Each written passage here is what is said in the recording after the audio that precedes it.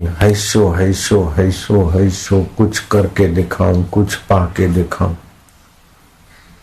करने और पाने के पार भी कोई चीज है जो शांत होने से परम लाभ होता है। ये लोगों को पता ही नहीं चलता।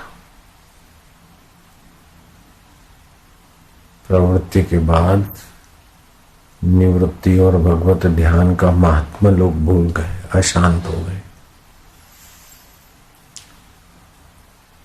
इतनी बुद्धि मारी गई कि जो आंखों से दिखता है, इंद्रियों से, मन से, बुद्धि में, उसी को मान ले। बुद्धि के पार कुछ है ये पता ही नहीं चलता।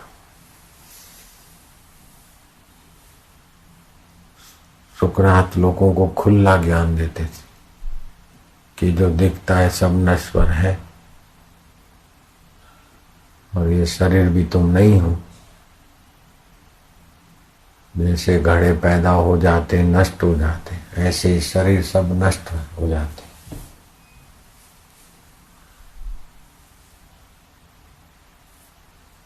जो कभी न नाश हो वो तुम हो, ज्ञान स्वरूप, चेतन स्वरूप।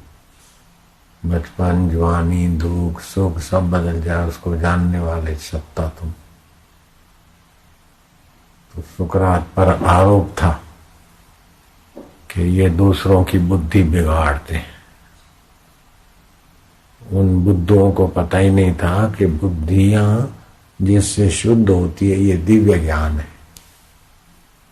तो फिर सुकरात को मृत्यु दंड दिया उस समय के शासकों ने। उनको घोट के जहर पिलाया जाए, फांसी नहीं जहर पिलाया जाए। बोलते हैं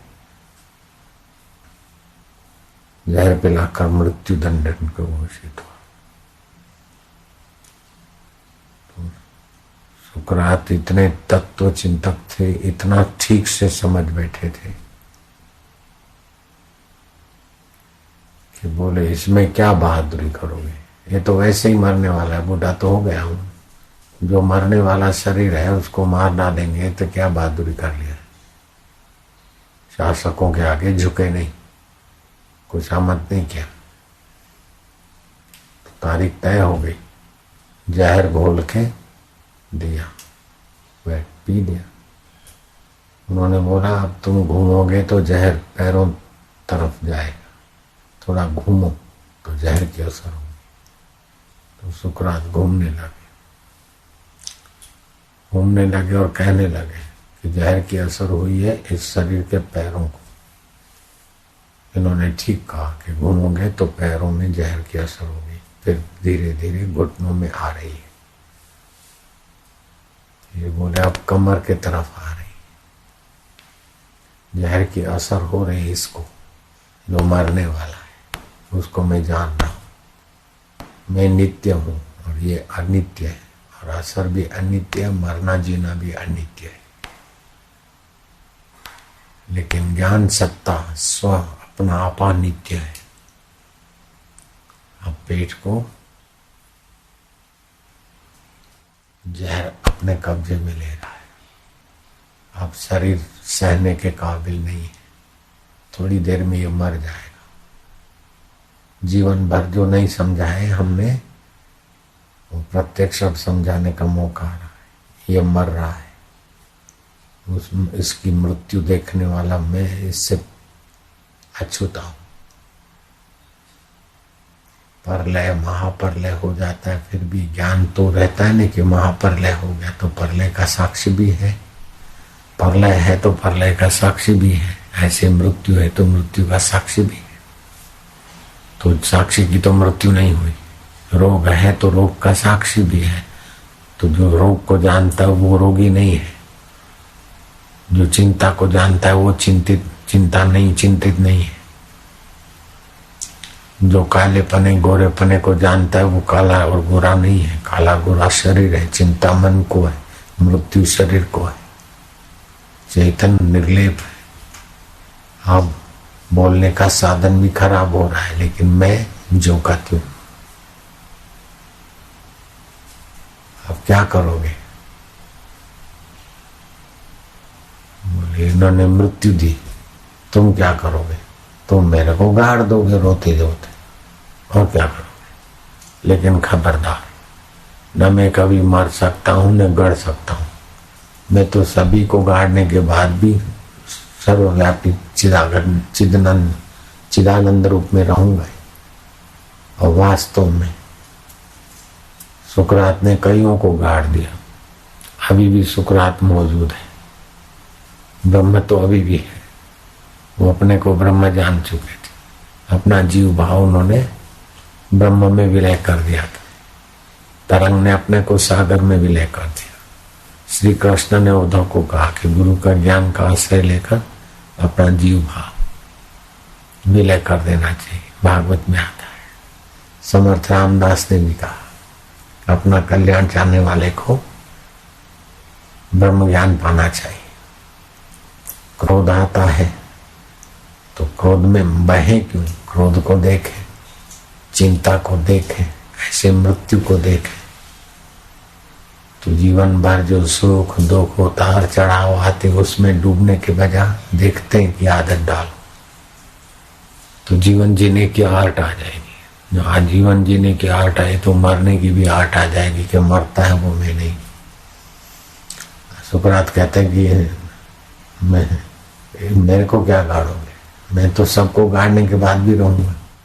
तो ब्रह्म में तो कई पैदा हो के गड़ जाते, लेकिन ब्रह्म सुकरात ब्रह्म रूप में है, सर्वत्र है, अभी भी स्मृति है। आदत सुकरात को मिटा नहीं सके, जहर दिया, मृत्यु दंड दिया, फिर भी सुकरात मरे तो नहीं, अभी भी आदर से समझदारों के दिल दिमाग में है, उनके वाचा में है।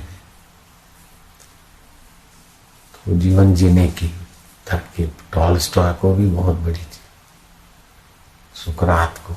ये तत्व चिंतक पुरुष हो गए। कहने का तात्पर्य यह है कि अपने अहंकार को पोषने की जगह पे तो सारी दुनिया परेशान है। अहंकार को विलय करने की जगह पे जो चले वो महापुरुष हो गए। मेरे गुरुजी का एक सेवक था, वीरभान सागर उसका नाम था। तो उसको गुरुजी खुले आम खड़ा करके उठ बैठ कराते, खास सेवक था। गुरुजी उन पर मेहरबान प्रसन्न भी उतने ही रहते थे। तो एक दिन बोला कि साईं हमारी कोई गलती तो ऐसी होती नहीं, होती भी है गलती समझो, तो दिन भर आपकी सेवा में रहता हूँ, अलग से समझा दिया करो ना। लोगों के सामने उठ बैठ कर आते हो, गालियां देते हो, हमारी भी तो कोई इज्जत है। वो मुंह लग गया था, थोड़ा क्या खूब लग गया था।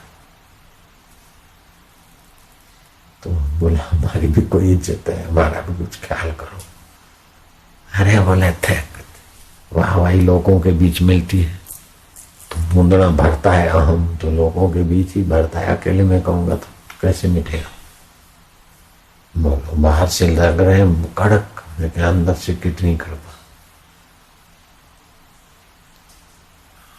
बापूजी के लिए बड़ी प्रीति थी, सेवा खोज लेता था, ये उसमें सद्गुण भी भारी था। और हमको बराबर मजा चखाने का भी सद्गुण भारी था। उसको डर था कहीं ये आगे ना आ जाए। फिर भी गुरु का द्वार हम लोग नहीं छोड़े तो हमको तो फायदा हो गया। तो ईश्वर प्राप्ति के रास्ते जितना भी विघ्न बाधा दुख कष्ट,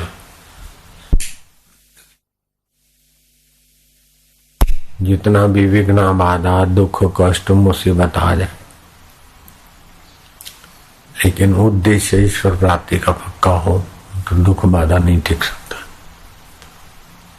जिनका उद्देश्य ईश्वर प्राप्ति का नहीं है, थोड़ी असुविधा है तो बोले मैं तो घर चला जाऊंगा,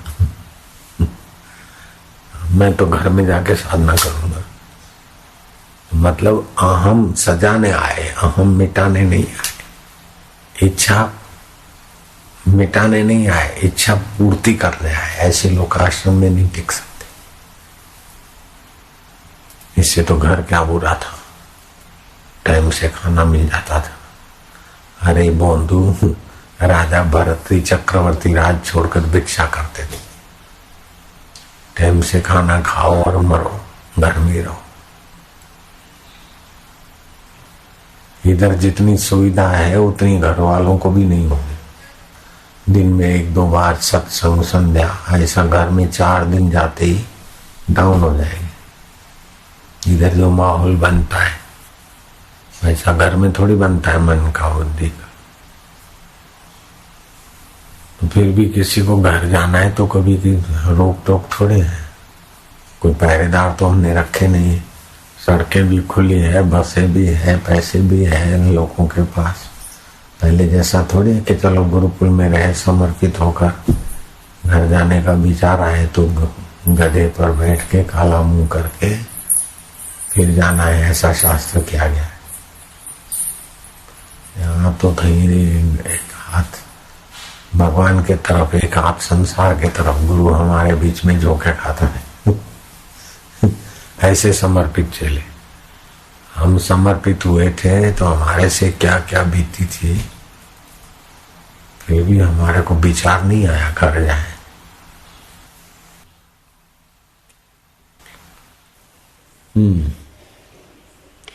बालकों में बालकवत, वृद्धों में वृद्धवत, मूर्खों में मूर्खवत और धैर्यवानों में धैर्यवान और दुख में भी धैर्यवान है।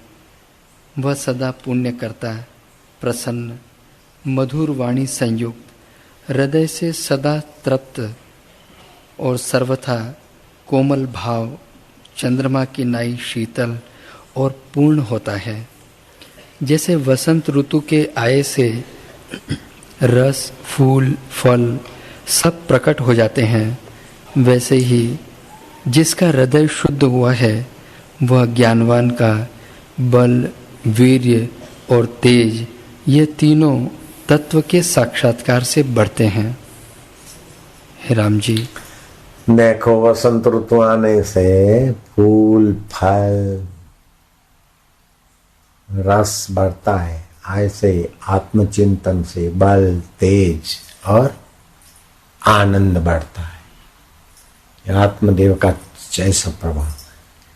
वसंत ऋतु तो साल में किसी समय आती, लेकिन हर रोज खुशी, हर दम खुशी, हर हाल खुशी। जब आशिक मस्त फकीर हुआ तो फिर क्या दिलगिरी बाबा। एक फकीर बैठे थे, बोले बाबा देखो बारात जा रही है। अरे बोले वो तो जीवन में एक बार ही शादी है बेचारे की। बोले तो महाराज तुमने शादी की? बोले अरे मैंने तो इतनी शादियां कर रही। कितनी शादियां की? बोले हर रोज खुशी, हर दम खुशी, हर हाल खुशी, हर रोज मुबारकबाजी है, हर रोज नई एक शादी है। बोले बाबा रोज शादी करते? बोले हाँ, हर रोज मुबारकबाजी है, हर रोज नई एक शादी है। जब आशिक मस्त फकीर हुआ तो फिर क्या दिलगिरी बाबा। जो जीवन से थके हारे मांदे और अपने नित्य स्वभाव से विमुख है और मरने वाले शरीर को मैं मानने में उलझे हुए हैं, नश्वर संसार को पकड़कर सुखी होने में उलझे हुए हैं, उनके लिए तो जीवन नीरस हो जाता है, संसार दुखालय।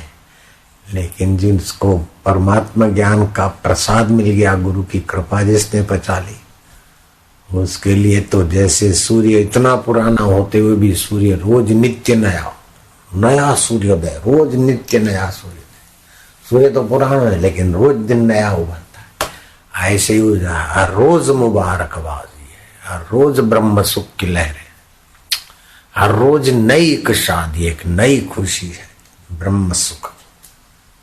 शादी माना शाद आबाद रखने वाली धारा, ऐसा नहीं काम विकार में गिरने वाली शादी। तो ठीक, हर रोज नई एक शादी है, हर रोज मुबारकबाजी है। दूल्हे को तो कभी कोई मुबारक देता, हम तो जहां भी जाते हर रोज मुबारकबाजी है। कितने लोग खड़े मिलते खाली दर्शन करके मुबारक देने खुशी तक। हर रोज नई एक शादी है, हर रोज मुबारकबाजी है। जब आशिक मस्त फकीर हुआ तो फिर क्या दिलगिरी बात। एक संत ने कहा, उनका चेहरा तो मेरे सामने अभी भी दिख रहा है, शरीर नहीं उनका। बड़े मस्त रहते थे। बोले भगवान की दो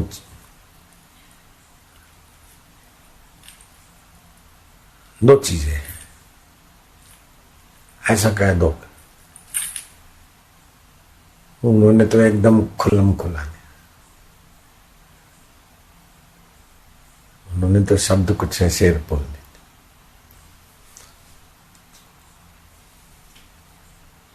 तो एक राजा को बोला, एक है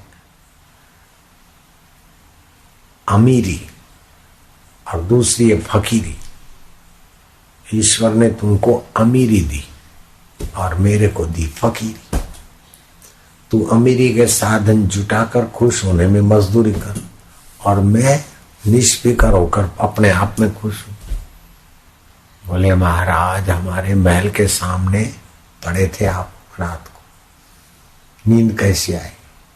बोले कुछ तो तेरे जैसी आई और कुछ तो बहुत बढ़िया आई। बोले मेरे जैसी? महाराज मैं तो महल में था, आप तो मंदिर के उस प्रांगण में पड़े थे लावारिस जैसे। बोले देखो, महल में सो चाहे लावारिस की नहीं सो, जब नींद आती है तो महल वाले को पता नहीं होता मैं महल में हूं और फुटपाथ वाले को पता नहीं होता फुटपाथ। नींद में दोनों बराबर होते। तो गहरी नींद में तो तुम्हारे जैसी, कुछ तुम्हारे जैसी, कुछ तुमसे बढ़िया। और तुम जब जगते थे तो रानी के हाड़ मांस को इधर उधर करके और अपना वीर्य नाश करके सुखी होने के लिए मजूरी करते थे। और मैं जब जगता था तो आनंदो अहम, चैतन्यो अहम, साक्षी हम, सोहम। तो तुम तो विषय विकारों में अथवा सुविधाओं के अहम में उलझ रहे थे और हम परमात्मा में सुलझ रहे थे। तो कुछ तो नींद तुम्हारे से बढ़िया करते हम लोग फकीर, और कुछ तुम्हारे जैसे करते। राजा की बुद्धि थोड़ी बहुत ठीक ठाक थी। अहंकारी राजा होता तो ये महाराज को ठीक कर दो, लेकिन समझदार राजा था तो अपनी बुद्धि को ठीक करने के रास्ते लगा। नारायण, सत्ता मिलना कोई बड़ी बात नहीं, लेकिन सत्ता मिलने के बाद सत्ता का सख्त उपयोग करें। सत्य को पाने के लिए निष्काम भाव से सत्ता का सख्त उपयोग करें। खुशामद के लिए चमचों के तरफ झुकाव, किसी से द्वेष का बदला लेने में लग जाए तो सत्ता का दुरुपयोग करने का फल भी उन सत्ताधीशों को, विचारों को, फिर भगवान करे सबका मंगल, लेकिन बहुत कष्ट रहता है। राजा की नृग राजा क्रिकेट बन गए, बोलो, कोई राजा प्रेत बन गए, कोई कुछ हो गया। इतिहास पढ़ते तो भगवान सबको सद्बुद्धि दे। 4 दिन की सत्ता में या धन में, दौलत में, जुआनी में इतराना नहीं चाहिए। नारायण नारायण नारायण, आखिर ये सब छूट जाएगा। जो नहीं छूटता उस प्रभु को प्रेम करना सीखो।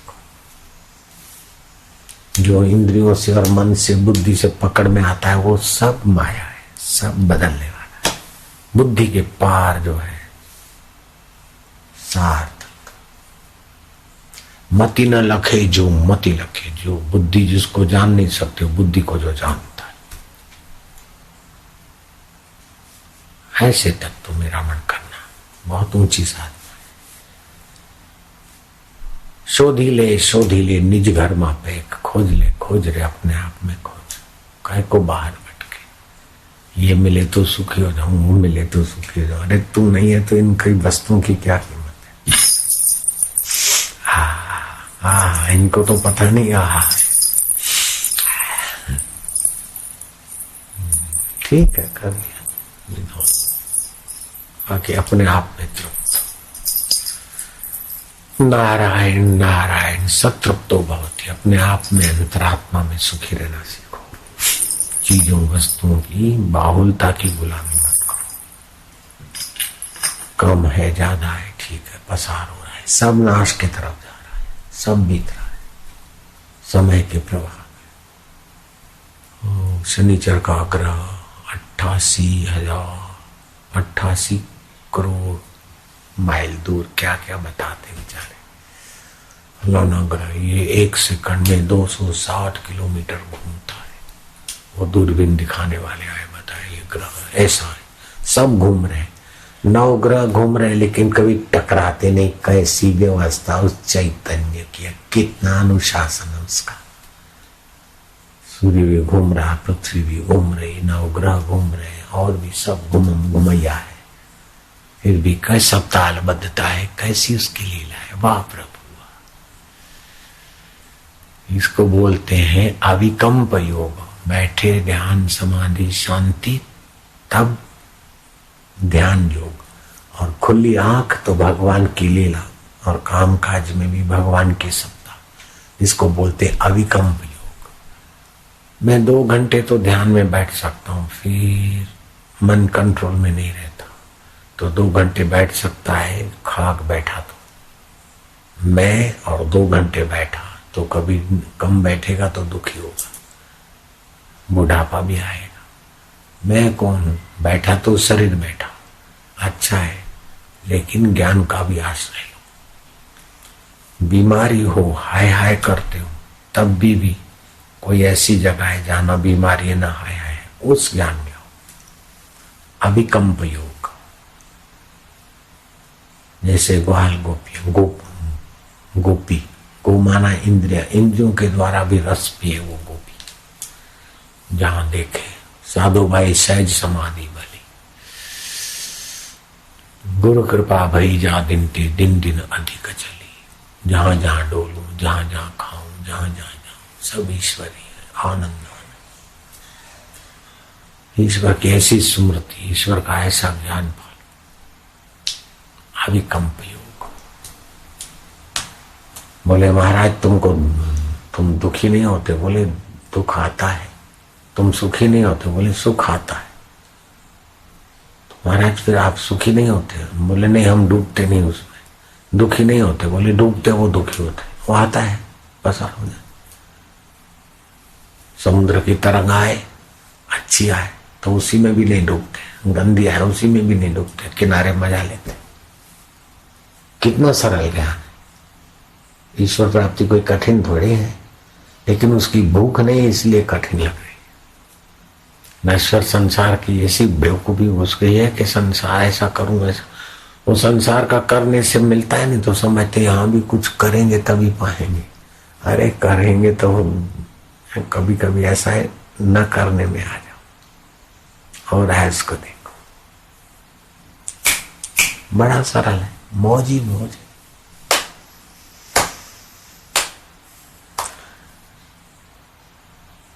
छल कपट, ये वो गाना बजाना, टीवी, फास्ट फूड, इससे बुद्धि बहुत नीचा। भूख ही मर गई ईश्वर प्राप्ति, इसलिए सुना अनसुना हो जाता है। तड़प होती तो इतना सत्संग से तो 10 बार साक्षात्कार हो जाए, एक बार कहे को 10 बार हो जाए। कितने दिन से सुन रहे, फिर भी जैसे मरुभूमि में हरियाली नहीं होती, फिर भी दबादब बरसात पड़ती तो हो जाती है, ऐसे सत्संग की दबादब है। इसलिए हजारों लाखों लोगों को कुछ तो हरा भरा हृदय लगता है। जो सत्संगी नहीं है उनकी अपेक्षा सत्संगियों का हृदय तो हरा भरा ही है। भले साक्षात्कार की ऊंचाई तक नहीं पहुंचे, फिर भी सामान्य व्यक्ति जैसे दुखों की चोटें तो नहीं लगती सत्संगी होने के बाद, दीक्षा लेने के बाद। इतनी सुख की लोलुपता नहीं है, कितनी ऊंची बात है। लोग जहां पच मर रहे हैं वहां दीक्षा और सत्संग वाले मौज मार रहे हैं, कितनी बड़ी उपलब्धि है। ओ नारायण नारायण। तो पूरा करो भाई साहब। हे राम जी, जो ज्ञानवान पुरुष है वे सदा परम समाधि में स्थित रहते हैं, उनको उत्थान कदापि नहीं होता। वे व्यवहार करते दिखते हैं परंतु व्यवहार से सर्वथा रहित होते हैं। इसी का नाम परम समाधि है। जिस आनंद की ओर ब्रह्मा विष्णु रुद्र आदि सभी ज्ञानवानों की वृत्ति दौड़ती है, वही आत्मानंद पद है। हे राम जी, जिस पुरुष को शांत शीतल स्थान प्राप्त हुआ है, वह फिर ज्येष्ठ आषाढ़ की धूप नहीं चाहता कि मरुस्थल में दौड़े, वैसे ही ज्ञानवान की वृत्ति अन्य किसी आनंद की ओर नहीं जाती। हे मुनीश्वर, मैंने तो ऐसा निश्चय किया है कि तृष्णा का सा ताप कोई नहीं और अतृष्णा की सी शांति कोई नहीं। यदि कोई पुरुष परम ऐश्वर्य को प्राप्त हुआ हो, तृष्णा बड़ा दुख देती है। यह खपे खपे खपे, तृष्णा जैसा कहीं ताप नहीं है। और तृष्णा रहित वाला जितना कोई शांति सुख नहीं। संसार चित्त में है, मन में है। मैं इसको जानने वाला संसार से न्यारा, अपने ओम स्वरूप आत्मा में प्यारा। ऐसा अभ्यास करने से आत्मा में स्थिति जल्दी हो जाएगी। ओम ओम माना संसार मुझ में नहीं है, पुण्य पाप मुझ में नहीं है, बीमारी शरीर में, पुण्य पाप मन में, मैं परमात्मा में, परमात्मा मुझ में। ओम ओम ओम नारायण नारायण नारायण। आत्मा से विमुख होकर मन इंद्रियों में देखता है तो संसार दिखता है, और आत्मा के सन्मुख होकर देखे तो संसार है ही नहीं। गहरी नींद में संसार कहाँ रहता है, दुख चिंता शोक कहाँ रहता है, लेकिन वहां अज्ञता रहती है। ज्ञान में अज्ञता मिट जाती है, जान रहे निसंकल्प दशा। एक विचार उठा, दूसरा उठने को है, उसके बीच की अवस्था वही परमेश्वर सत्ता है, निसंकल्प।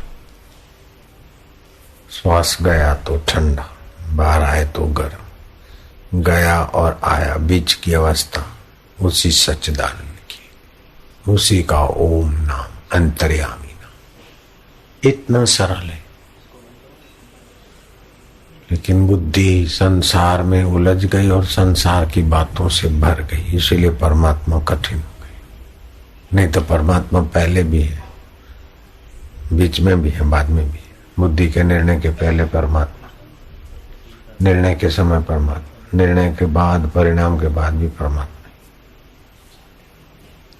ऐसा आत्मदेव भगवान है कि नहीं संदेह हो सकता है, लेकिन मैं हूं कि नहीं संदेह होता है क्या? जो सदा हूं, बीमार हूं, तंदुरुस्त हूं, माई हूं, भाई हूं। ये माई भाई बीमारी तंदुरुस्ती कल्पना है, मैं हूं जो है उसी में जो वो सदा शांति है।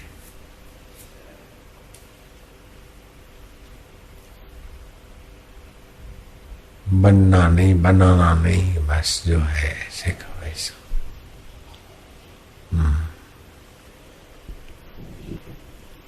हे राम जी, संवित रूप आलय सा स्थिर स्थान है, उसी में स्थित हो रहो। जैसे पक्षी सब ओर से संकल्पों को त्याग कर आलय में जब स्थित होता है तब सुख पाता है, वैसे ही जब तुम सब कल्पनाओं को त्याग कर अंतर्मुख संबित में स्थित होगे तब राग द्वेष रूपी कोई भी द्वंद न रहे। अंतर्मुख में, अंतर संबित में स्थित होगे तो राग द्वेष मल नहीं तो राग द्वेष का मल आखिरी तक साधक को तंग करता है, मनुष्य को। सारा संसार राग द्वेष से ही खींचा जा रहा। राग होता है उधर खींचता है, झुकता है, द्वेष होता है उधर भिड़ता है। राग भी खपाता है, द्वेष भी खपाता है, सर्वनाश कर देते हैं राग द्वेष। ओम ओम ओम। जिस वस्तु में राग हो उसका बहुजन हिताय दान कर, सत्योपयोग। जिससे द्वेष हो उसे प्रयत्न पूर्वक माफी मांग। जिससे द्वेष करता हूं उसके गहरे में तो तू है महाराज, तुझसे ईश्वर से ही द्वेष हो रहा है महाराज, माफी कर।